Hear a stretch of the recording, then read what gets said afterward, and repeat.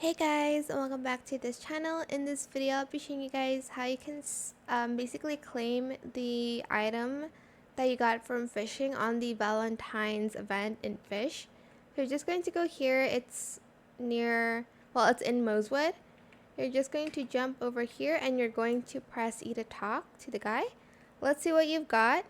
And to claim it, you're just going to select claim once you've fished the amount of fishes needed for that prize.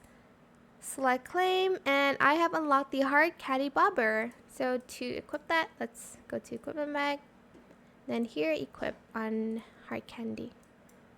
Super cute, love fish. And that is it for this video. I hope it was helpful for you guys.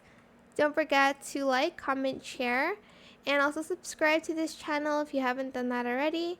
If you have any more questions about this video, just leave it in the comment section down below. I will try my best to answer them all for you guys. And if you found this video helpful, please click the thanks button as well. That is it. Thank you so much for watching. Bye.